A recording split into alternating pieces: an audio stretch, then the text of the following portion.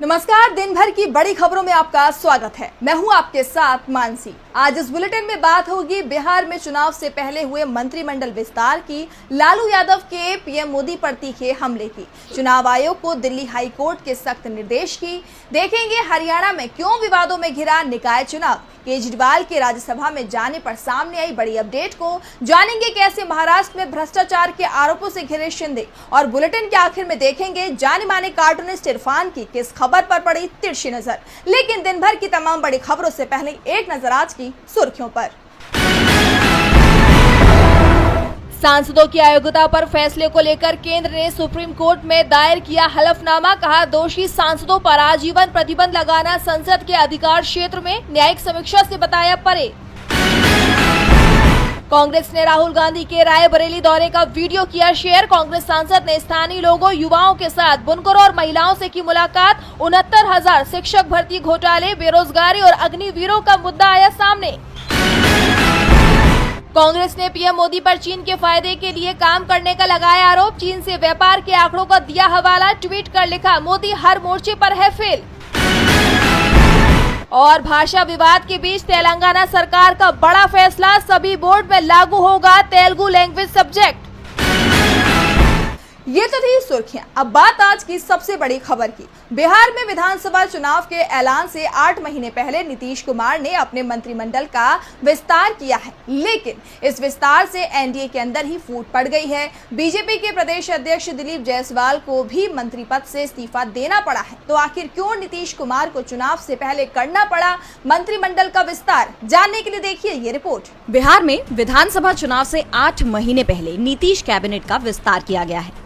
जिन 7 मंत्रियों को राज्यपाल ने शपथ दिलाई, उसमें संजय सरावगी, सुनील कुमार, जीवेश मिश्रा, राजू सिंह, मोतीलाल प्रसाद, कृष्ण कुमार उर्फ मंटू और विजय मंडल का नाम शामिल है। सबसे बड़ी बात तो ये है कि बिहार के सीएम नीतीश कुमार हैं, लेकिन मंत्रिमंडल विस्तार में वो अपनी ही पार्टी के किसी भी नेता को जगह नहीं दिला पाए। सभी 7 मंत्री बीजेपी के कोटे से ही बनाए गए हैं। इसे लेकर जेडीयू के अंदर भी सुगबुगाहट दिखाई दे रही है, तो हम की तरफ से भी आंखें दिखाई जा रही हैं।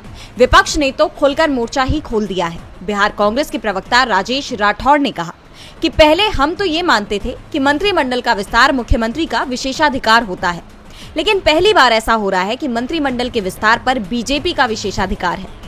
मंत्री, विभाग सभी कुछ बीजेपी के लोग तय कर रहे हैं, मुख्यमंत्री बस टुकुर टुकुर देखते रहेंगे। उन्होंने सवाल उठाया कि आखिर मुख्यमंत्री क्यों बीजेपी के सामने नतमस्तक है? बीजेपी ने उन पर कब्जा कर रखा है या ईडी, सीबीआई और आईटी के डर से नीतीश कुमार मात्र मुख्यमंत्री के पद पर हैं? बीजेपी ने उनका विशेषाधिकार हनन करके कब्जा किया हुआ है। तो आरजेडी प्रवक्ता इजाज अहमद ने कहा कि बिहार में जो डबल इंजन की सरकार है, जिसमें चाहे जेडीयू हो या बीजेपी हो, इसके नेता सत्ता के स्वार्थ के लिए किसी भी हद तक जा सकते हैं। बिहार बीजेपी के प्रदेश अध्यक्ष दिलीप कुमार जायसवाल ने मंत्रिमंडल से भी इस्तीफा दे दिया है।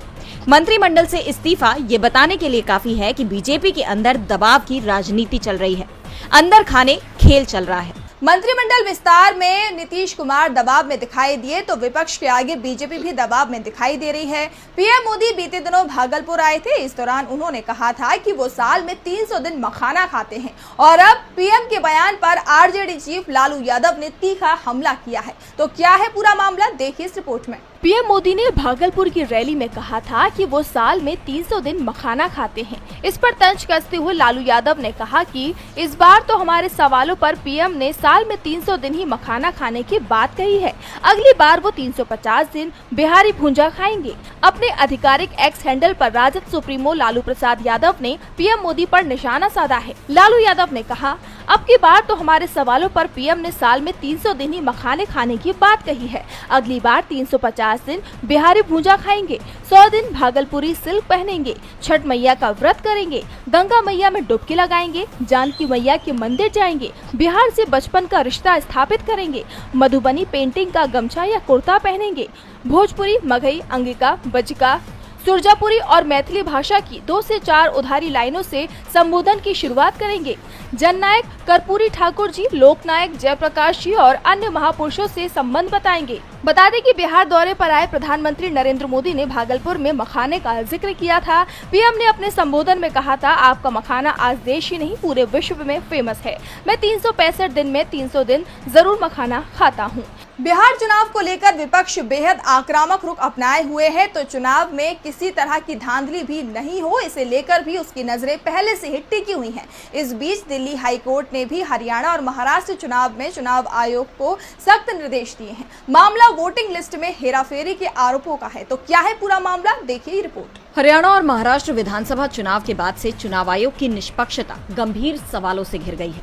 विपक्ष लगातार चुनाव आयोग पर हमलावर है, उस पर बीजेपी के इशारों पर काम करने के आरोप लगा रहा है और अब विपक्ष की मांग पर दिल्ली हाईकोर्ट ने चुनाव आयोग को कड़ा निर्देश दिया है। कांग्रेस सांसद रणदीप सिंह सुरजेवाला ने कोर्ट में याचिका दाखिल कर मांग की थी कि चुनाव आयोग को ये निर्देश दिया जाए कि वो जल्द से जल्द 2009 से 2024 तक महाराष्ट्र और हरियाणा राज्यों में आयोजित लोकसभा और विधानसभा चुनावों की मतदाता सूची जारी करे। सुरजेवाला ने बताया कि महाराष्ट्र में मतदाताओं को जोड़ने और हटाने पर कांग्रेस ने चुनाव आयोग से पहले ही जवाब मांगा था, जिस पर चुनाव आयोग ने कहा था कि पिछले साल मई और अक्टूबर के बीच महाराष्ट्र की अंतिम मतदाता सूची में लगभग 48 लाख मतदाता जोड़े गए थे। सुरजेवाला ने कहा कि आयोग की प्रतिक्रिया को देखते हुए मैंने 29 दिसंबर को मतदान सूची डेटा के गहन विश्लेषण के लिए चुनाव आयोग को एक ज्ञापन दिया था, लेकिन अब तक उस पर काम नहीं हुआ। चुनाव आयोग के वकील ने कहा कि जल्द से जल्द इस पर फैसला लिया जाएगा। इस पर सुरजेवाला की तरफ से पेश वकील अभिषेक मनु सिंघवी ने कोर्ट में कहा कि मैंने इसका उल्लेख केवल इसलिए किया क्योंकि उन्हें ये कहने में 2 महीने लग गए कि अब हम जवाब देंगे। 2 महीने में उन्होंने कहा कि हम जवाब देने में और वक्त लेंगे। अगर उनकी समझ में यथाशीघ्र का मतलब यही है तो ये एलिस इन वंडरलैंड की समय सीमा जैसा हो सकता है। जिसके बाद चुनाव आयोग ने कोर्ट को बताया कि 2009 की सूची निकालना, इससे जुड़ी जानकारियां निकालना इतना आसान नहीं होगा, इसमें वक्त लगेगा। इसके लिए चुनाव आयोग ने 3 महीने का वक्त मांगा है। सुनवाई के बाद हाईकोर्ट ने चुनाव आयोग को 3 महीने के अंदर फैसला करने का निर्देश दिया। कांग्रेस नेता गुरदीप सप्पल ने इस घटनाक्रम पर टिप्पणी करते हुए कहा कि फाइल कॉपी पेस्ट करने के लिए 3 महीने और। उन्होंने कहा कि जब सभी वोटर लिस्ट का डेटा चुनाव आयोग के सर्वर पर है, उसमें कोई बदलाव करना नहीं है, कुछ डेटा फाइल को कॉपी और पेस्ट करके देना है, इसमें क्या लॉजिस्टिक चुनौती है। दिल्ली हाई कोर्ट ने चुनाव आयोग को सख्त निर्देश दे दिए हैं, तो इस बीच हरियाणा में निकाय चुनाव को लेकर नया विवाद सामने आया है।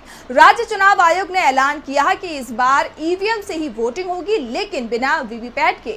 इस फैसले ने राजनीतिक गलियारों में हलचल मचा दी है। सवाल उठ रहे हैं कि क्या चुनाव आयोग ने सुप्रीम कोर्ट के आदेश की अवहेलना की है। इस रिपोर्ट में जानते हैं क्या है पूरा मामला। हरियाणा में निकाय चुनाव से पहले ईवीएम को लेकर फिर विवाद छिड़ गया है। चुनाव आयोग के मुताबिक हरियाणा में हो रहे निकाय चुनाव में इस बार वोटिंग तो ईवीएम से ही होगी, लेकिन वोटर्स ये नहीं देख पाएंगे कि उनका वोट उसी प्रत्याशी को मिला है जिसे उन्होंने वोट दिया है, क्योंकि इस चुनाव में ईवीएम के साथ वीवीपैट मशीन नहीं लगी होगी। ऐसे में वोटर को वोट डालने के बाद 7 सेकंड तक नजर आने वाली स्लिप नहीं दिखने वाली। मुख्य चुनाव आयुक्त धनपत सिंह ने बताया कि वीवीपैट नहीं लगाने की पीछे की वजह यह है कि आयोग जिन ईवीएम पर निकाय चुनाव में वोटिंग करा रहा है उसमें वीवीपैट मशीनें लग ही नहीं सकती, और इस बारे में सभी राजनीतिक दलों को भी बता दिया गया है। जिसके बाद चुनाव आयोग पर सुप्रीम कोर्ट के आदेश की अवमानना के आरोप लगने लगे हैं। दरअसल ईवीएम में वीवीपैट लगाने के आदेश सुप्रीम कोर्ट ने ही दिए थे, जिसके बाद चुनाव आयोग को चुनाव प्रक्रिया में बदलाव करना पड़ा था। वीवीपैट मशीनों का सबसे पहला इस्तेमाल 2013 में नागालैंड के चुनाव में हुआ था। उसके बाद सुप्रीम कोर्ट ने केंद्र सरकार को सभी ईवीएम मशीनों में इस तरह का सिस्टम लगाने का आदेश दिया था। और अब जब चुनाव आयोग पहले से भी ज्यादा गंभीर आरोपों से घिरा हुआ है, चुनाव आयुक्तों की नियुक्ति से लेकर आयोग की निष्पक्षता तक पर सवाल उठाए जा रहे हैं। विपक्ष ईवीएम से ही चुनाव के खिलाफ है। सुप्रीम कोर्ट में भी अपील की जा चुकी है। ईवीएम और वीवीपैट के वोटों में मिलान तक की मांग की गई। इन हालात में चुनाव आयोग का ये कदम वीवीपैट के बिना ईवीएम से चुनाव करवाने का फैसला गंभीर सवाल खड़े करता है। ऐसे में एक बार फिर विवाद बढ़ना तय माना जा रहा है। आपको बता दें कि हरियाणा के 19 जिलों के 41 निकायों में चुनाव हो रहे हैं, जिसके लिए 2 मार्च को वोटिंग होगी। यहाँ ये बताना भी जरूरी है कि हरियाणा कांग्रेस द्वारा पिछले दिनों ही हरियाणा राज्य निर्वाचन आयोग के आयुक्त धनपत सिंह को मिलकर एक ज्ञापन सौंपा था, जिसमें हरियाणा में 2 मार्च को होने वाले निकाय चुनाव ईवीएम मशीन की बजाय बैलेट पेपर से करवाए जाने की मांग की गई थी। और इसके अलावा हरियाणा में SC/ST रिजर्वेशन को लेकर ज्ञापन सौंपा गया था, जिस पर हरियाणा राज्य निर्वाचन आयोग के आयुक्त धनपत सिंह ने कहा था कि हरियाणा में निकाय चुनाव ईवीएम मशीनों से ही करवाए जाएंगे। अब सवाल ये उठता है कि क्या चुनाव आयोग सुप्रीम कोर्ट के आदेश की अनदेखी कर रहा है? क्या ये फैसला लोकतंत्र और निष्पक्ष चुनावों पर सवाल नहीं उठाता? अब सवाल ये उठता है कि क्या चुनाव आयोग सुप्रीम कोर्ट के आदेश की अनदेखी कर रहा है। तो सवाल दिल्ली में मिली हार के बाद अरविंद केजरीवाल को लेकर भी उठ रहे हैं कि अब केजरीवाल का अगला कदम क्या होगा। ये तो पहले से ही साफ हो गया था कि अरविंद केजरीवाल दिल्ली आतिशी के हवाले कर खुद देश में आप के विस्तार पर अपनी ताकत लगाएंगे। और अब ये खबर सामने आ रही है कि केजरीवाल अब पंजाब से राज्यसभा जाएंगे। आपकी तरफ से इसके संकेत भी दिए गए हैं। दिल्ली के पूर्व सीएम अरविंद केजरीवाल पंजाब से राज्यसभा सदस्य बनेंगे। इस तरह की चर्चाएं दिल्ली चुनाव के नतीजों के बाद से ही शुरू हो गई थी। पहले आपकी तरफ से इसे लेकर कहा जा रहा था कि अभी इस तरह का कोई फैसला नहीं हुआ है, लेकिन अब जो संकेत पार्टी की तरफ से दिए जा रहे हैं उसमें साफ हो गया है कि पंजाब से आपके सांसद संजीव अरोड़ा अपनी सीट से इस्तीफा देंगे। संजीव अरोड़ा को भगवंत मान अपनी सरकार में मंत्री बना सकते हैं। इसके साथ ही उन्हें लुधियाना सीट से उपचुनाव भी लड़ाया जाएगा। लुधियाना पश्चिम सीट पर विधानसभा का उपचुनाव होना है। अभी तक चुनाव आयोग की तरफ से उपचुनाव का ऐलान नहीं किया गया, लेकिन आपकी तरफ से संजीव अरोड़ा को लुधियाना पश्चिम सीट पर उम्मीदवार बनाने का ऐलान कर दिया गया है। संजीव अरोड़ा विधानसभा सीट जीतने के बाद राज्यसभा सीट खाली कर देंगे। उसके बाद बड़े आराम से अरविंद केजरीवाल इस सीट से राज्यसभा चले जाएंगे, क्योंकि पंजाब में आम आदमी पार्टी का बहुमत है। ऐसे में अरविंद केजरीवाल के खिलाफ विपक्ष की तरफ से उम्मीदवार भी नहीं उतारा जाएगा। पंजाब कांग्रेस की तरफ से तो लगातार इस तरह का दावा किया जा रहा था कि केजरीवाल अब पंजाब को अपनी सियासत का केंद्र बनाने वाले हैं। एक तरफ केजरीवाल के संसद जाने के संकेत मिल रहे हैं, तो दूसरी तरफ आपकी तरफ से इस तरह की खबरों को अभी भी खारिज किया जा रहा है। आपकी प्रवक्ता प्रियंका कक्कड़ ने कहा कि लुधियाना सीट पर आपकी तरफ से सबसे मजबूत उम्मीदवार के रूप में संजीव अरोड़ा को उतारा जा रहा है, जबकि केजरीवाल को राज्यसभा जाने को लेकर जो खबरें चल रही हैं वो पूरी तरह से गलत है। भले ही आपकी तरफ से अभी केजरीवाल के राज्यसभा में जाने की तस्वीर साफ नहीं की जा रही हो, लेकिन ये माना जा रहा है कि जल्द ही केजरीवाल राज्यसभा जाएंगे, जिससे बीजेपी की मुश्किलें बढ़ सकती हैं। वैसे मुश्किलों में तो इस समय महाराष्ट्र के डिप्टी सीएम एकनाथ शिंदे भी घिरते दिखाई दे रहे हैं। मुंबई में मेट्रो निर्माण कार्य से जुड़ी फ्रांसीसी इंजीनियरिंग कंपनी सिस्ट्रा ने MMRDA के सीनियर अधिकारियों के ऊपर भ्रष्टाचार के आरोप लगाए हैं। ये शिंदे के लिए बड़ा झटका माना जा रहा है। तो वहीं विपक्ष भी हमलावर है। तो क्या है पूरा मामला, जानने के लिए देखिए ये रिपोर्ट। महाराष्ट्र में महायुति गठबंधन के अंदर खटपट की खबरों के बीच शिंदे को बड़ा झटका लगा है। मुंबई में मेट्रो निर्माण कार्य से जुड़ी फ्रांसीसी इंजीनियरिंग कंपनी सिस्ट्रा ने मुंबई महानगर क्षेत्र विकास प्राधिकरण यानी MMRDA के सीनियर अधिकारियों के ऊपर भ्रष्टाचार के आरोप लगाए हैं। कंपनी ने फ्रांसीसी दूतावास के जरिए ये शिकायत दर्ज करवाई है, क्योंकि मुख्यमंत्री रहते हुए ये MMRDA का काम शिंदे के अधीन था। अब भी वही शहरी विकास विभाग को संभाल रहे हैं। फ्रांसीसी कंपनी के आरोपों के सामने आने के बाद शिवसेना यूबीटी नेता आदित्य ठाकरे ने निशाना साधा है। आदित्य ठाकरे ने कहा कि शिंदे सरकार के घोटाले अब सामने आ रहे हैं। विपक्ष ने इस मामले में CBI जांच की मांग की है। अब इस मामले के तूल पकड़ने के बाद शिंदे ने जांच के आदेश दे दिए हैं। महाराष्ट्र में ये मामला ऐसे वक्त पर सामने आया है जब फडणवीस और शिंदे के बीच सब कुछ ठीक नहीं है। शिंदे की नाराजगी काफी चर्चा में है। ऐसे में शिंदे की मुश्किलें बढ़ती नजर आ रही हैं। पहले उनसे CM पद छीना गया, उसके बाद उन्हें मनपसंद विभाग भी नहीं मिला, जिसके बाद से वो महायुति में अलग थलग पड़ गई और अब वो लगातार बीजेपी के खिलाफ बयानबाजी करते दिखाई दे रही हैं और अब उनके ऊपर इस तरह के आरोप लगाए जा रहे हैं, जिससे महाराष्ट्र की राजनीति गर्मा गई है। ऐसे में सवाल ये उठ रहे हैं कि क्या शिंदे अब अपने पद से इस्तीफा देंगे। कयास तो ये लगाए जा रहे हैं कि कहीं ये कोई सोची समझी साजिश तो नहीं।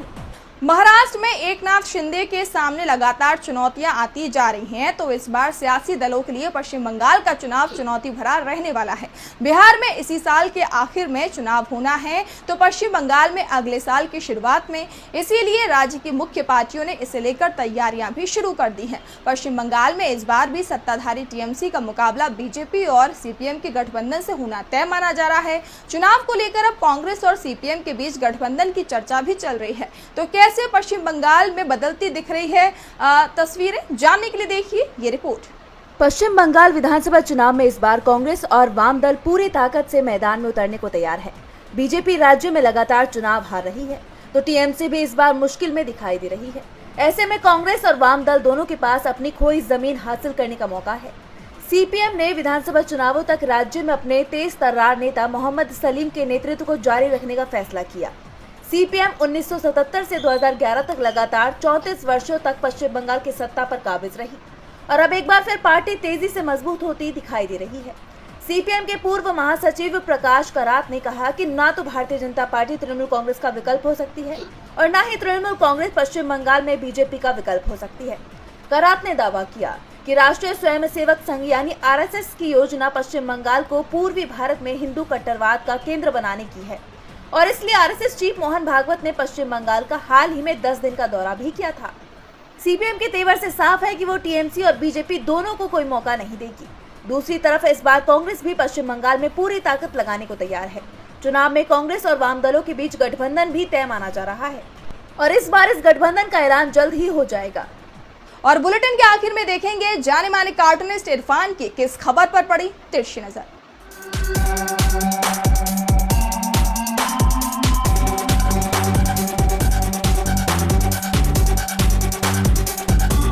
सुप्रीम कोर्ट ने कहा है कि दोषी सांसदों को क्यों न आजीवन प्रतिबंधित कर दिया जाए। इसके ऊपर केंद्र सरकार ने आपत्ति की है और कहा है कि इसका अधिकार तो प्रतिबंध करने का या नहीं करने का तो संसद के पास में ही है। सही भी बात है। और दोषी तो तब तक ही रहेगा बंदा जब तक के वॉशिंग मशीन में नहीं उतर जाता। वॉशिंग मशीन के बाद तो सब कुछ चमाचम हो जाता है और जितने भी दाग होते हैं वो अच्छे हो जाते हैं।